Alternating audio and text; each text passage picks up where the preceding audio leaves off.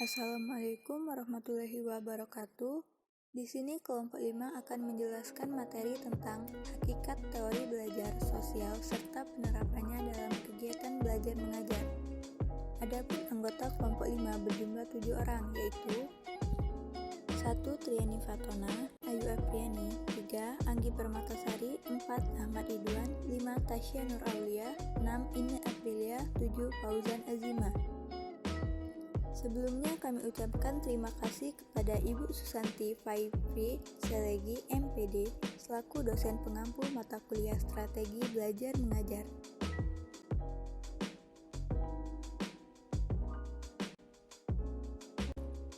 Sebelumnya, apa sih belajar itu? Nah, untuk lebih jelasnya lagi, langsung saja kita mulai ke materi pembahasannya. A. Hakikat belajar. Belajar merupakan suatu proses usaha yang dilakukan oleh seseorang untuk memperoleh suatu perubahan yang baru sebagai hasil pengalamannya sendiri dalam interaksi dengan lingkungannya. Belajar adalah perubahan perilaku sebagai fungsi pengalaman. Di dalamnya tercakup perubahan-perubahan afektif, motorik, dan kognitif yang tidak dihasilkan oleh sebab-sebab lain. Kingsley dalam Saiful Bahri Jamara 2008 mengatakan bahwa learning on the process by which behavior in the broader sense is originated or changed the purposes of training. Belajar adalah proses di mana tingkah laku dalam arti luas ditimbulkan atau diubah melalui praktek atau latihan. Belajar berhubungan dengan perubahan tingkah laku seseorang terhadap sesuatu situasi tertentu disebabkan oleh pengalamannya yang berulang-ulang dalam suatu. B. Hakikat teori belajar sosial menurut para ahli. Teori pembelajaran sosial ini dikembangkan oleh Albert Bandura 1986.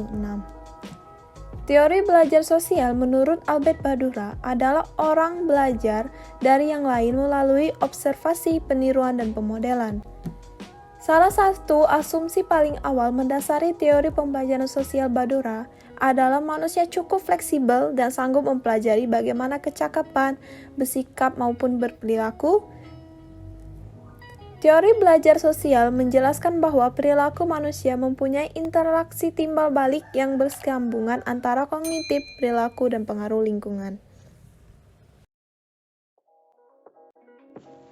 C. Prinsip teori belajar sosial Albert Bandura. Prinsip-prinsip teori belajar sosial Albert Bandura dalam proses belajar mengajar cenderung berorientasi pada: yang pertama, kepribadian seseorang berkembang melalui proses pengamatan. Seseorang belajar melalui proses observasi atau pengamatan terhadap orang yang dianggap memiliki nilai lebih dibanding dirinya. 2. Belajar melalui proses pengamatan terhadap segala yang dapat ditimba sebagai pengalaman sekarang dan merasakannya.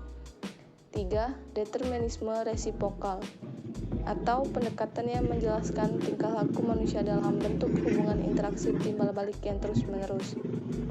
4. Menurut Bandura reinforcement penting dalam menentukan apakah satu tingkah laku akan terus terjadi atau tidak.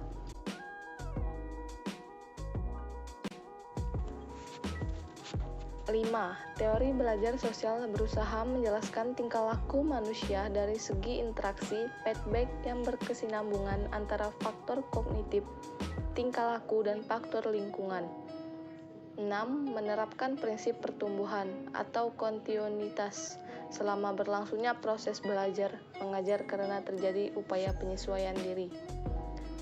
7. Konsep dasar teori efikasi diri ialah adanya keyakinan bahwa setiap individu mempunyai kemampuan mengontrol pikiran, perasaan, dan perilakunya. D. Ciri utama teori belajar sosial. Teori belajar sosial atau disebut juga dengan observational learning adalah sebuah teori belajar yang relatif masih baru dibandingkan dengan teori-teori belajar lainnya. Berbeda dengan penganut behaviorisme lainnya, Bandura memandang perilaku individu tidak semata-mata refleks otomatis atau stimulus as airborne, melainkan juga akibat reaksi yang timbul sebagai hasil interaksi antara lingkungan dengan skema kognitif individu itu sendiri. Nah, ada beberapa karakteristik yang ditonjolkan dalam pembelajaran modeling. Antara lain ialah sebagai berikut. Yang pertama, unsur pembelajaran utama ialah pemerhatian dan peniruan. Yang kedua, tingkah laku model boleh dipelajari melalui bahasa, teladan, nilai, dan lain-lain. Yang ketiga, pelajar meniru suatu kemampuan dari kecakapan yang didemonstrasikan guru sebagai model. Yang keempat, pelajar memperoleh kemampuan jika memperoleh kepuasan dan penguatan yang positif. Dan yang terakhir, yang kelima, proses pembelajaran meliputi perhatian, mengingat, peniruan dengan tingkah laku atau timbal balik yang sesuai, diakhiri dengan penguatan yang positif. Baik, saya akan melanjutkan penjelasan sebelumnya. Jadi, dengan demikian, inti dari pembelajaran modeling ini, yang pertama, mencakup penambahan dan pencarian perilaku yang diamati, untuk kemudian melakukan generalisasi dari satu pengamatan ke pengamatan lain. Kedua, modeling melibatkan proses-proses kognitif, jadi tidak hanya meniru, tetapi menyesuaikan diri dengan tindakan orang lain dengan presentasi informasi secara simbolis, dan menyimpannya untuk digunakan di masa depan. Yang ketiga, karakteristik modeling ini sangat penting. Manusia lebih menyukai model yang statusnya lebih tinggi daripada sebaliknya. Pribadi yang berkompeten daripada yang tidak kompeten, dan pribadi yang kuat daripada yang lemah. Artinya, konsekuensi dari perilaku yang dimodelkan dapat memberikan efek bagi pengamatnya. Yang keempat, manusia bertindak berdasarkan kesadaran tertentu mengenai apa yang bisa ditiru dan apa yang tidak bisa. Tentunya, manusia mengantisipasi hasil tertentu dari modeling yang secara potensial bermanfaat.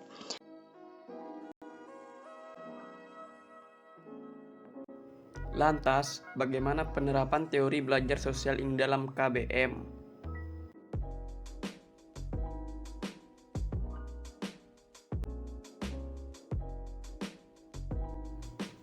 Bandura menjelaskan bagaimana kepribadian seseorang berkembang melalui proses pengamatan, di mana orang belajar melalui observasi atau pengamatan terhadap perilaku orang lain, terutama orang yang dianggap mempunyai nilai lebih dari orang lainnya.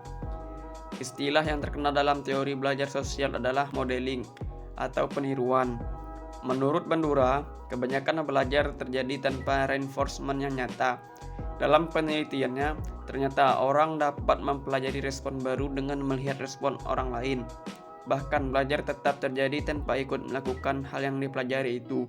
Dan model yang diamatnya juga tidak mendapat reinforcement dari tingkah lakunya. Belajar melalui observasi jauh lebih efisien dibanding belajar melalui pengalaman langsung. Melalui observasi, orang dapat memperoleh respon yang tidak terhingga banyaknya, yang mungkin diikuti dengan hubungan dan penguatan.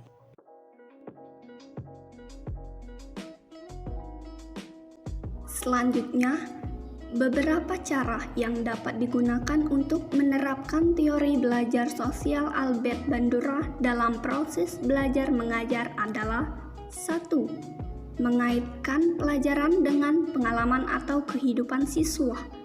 2. Menggunakan alat pemusat perhatian seperti peta konsep, gambar, bagan, dan media-media pembelajaran visual lainnya. 3. Menghubungkan pesan pembelajaran yang sedang dipelajari dengan topik-topik yang sudah dipelajari. 4. Menggunakan musik. 5. Menciptakan suasana riang.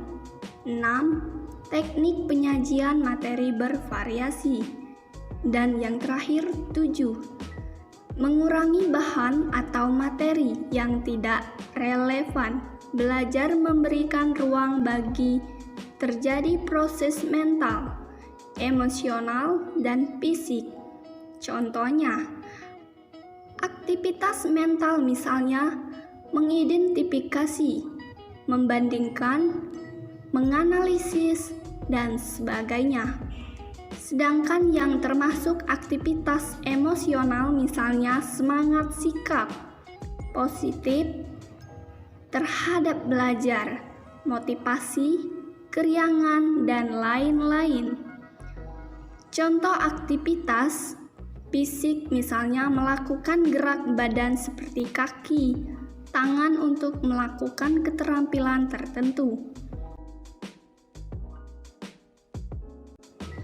Sebagai penutup, saya ingin mengutipkan pernyataan dari Walt Disney. Ia mengatakan bahwa semua impian pasti bisa Anda wujudkan jika Anda memiliki keberanian untuk mengejar mereka. Artinya, jika Anda punya impian, maka genggam impian tersebut, yakin dan kejar. Percayalah bahwa impian Anda pasti bisa Anda wujudkan. Baik, mungkin hanya itu saja hasil penjelasan dari materi kami mengenai hakikat teori belajar sosial serta penerapannya dalam KBM. Terima kasih atas perhatiannya. Kurang lebihnya mohon maaf. Demikian akhir presentasi ini. Semoga bermanfaat untuk kita semua dan semoga apa yang disampaikan adalah awal untuk kita menerjang badai kehidupan. Pak, topik menjahit kopiah. Kopiah dijahit, beldu yang utuh. Wabillahi taufik wal hidayah. Wassalamualaikum warahmatullahi wabarakatuh. Terima kasih.